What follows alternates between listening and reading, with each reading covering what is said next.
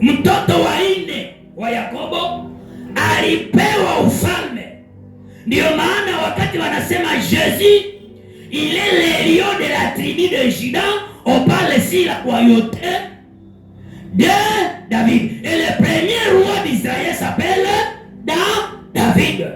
Na David alikuwa mutribu de Juda, parce que mwenye Yakobo alitabiria kuwa mfalme. Dans la dimension prophétique, il est 12 tribus, Juda ndio alipewa royauté.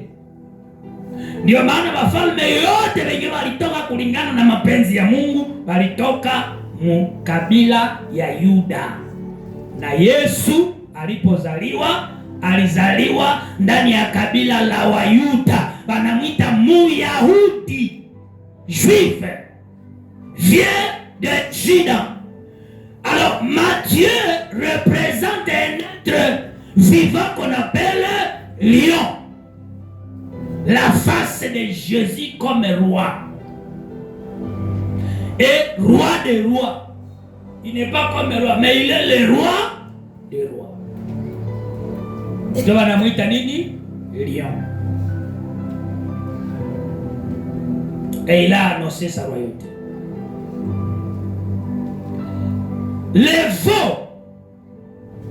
Le veau s'appelle Marc.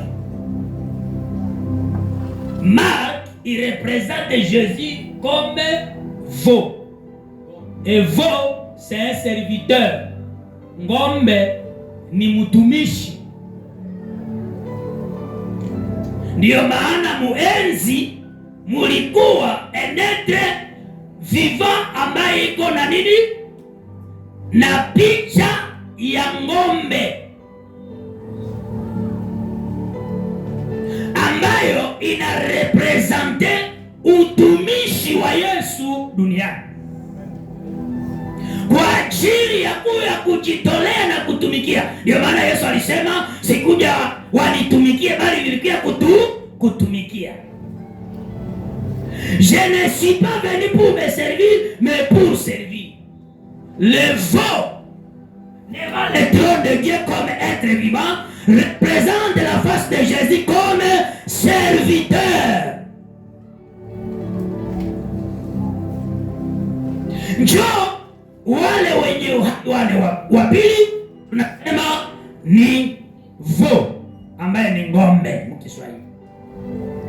Anawakilisha utumishi wa Yesu. Ngombe Muisraeli ni mtumishi, ndio walikuwa wanafanya kazi za kulima na za kufanya kazi zingine za kubeba.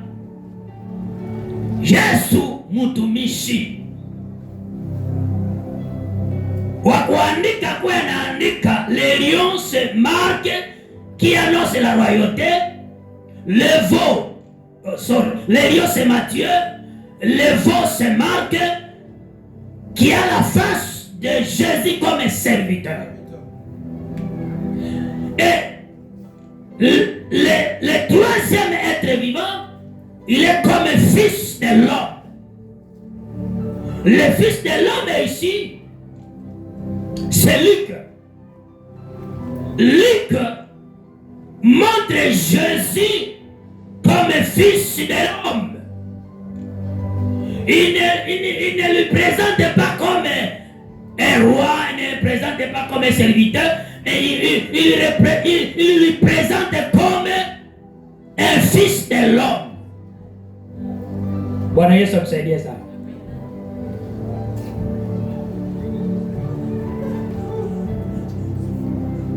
Le fils de l'homme, ça veut dire Dieu a pris l'image de l'homme.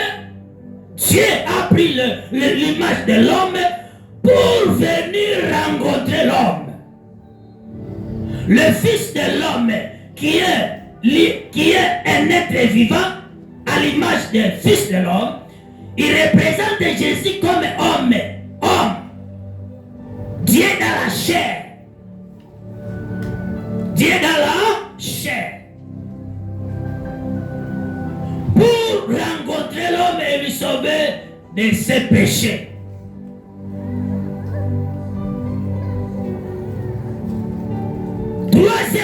vivant est l'image de la face de Jésus comme fils de l'homme. Et qui est Dieu homme sur la terre. Allô? Allô? Kuna kitu kinakuingia. Alors, le quatrième être vivant, c'est la face de Jésus, Dieu, et ange. C'est l'évangile.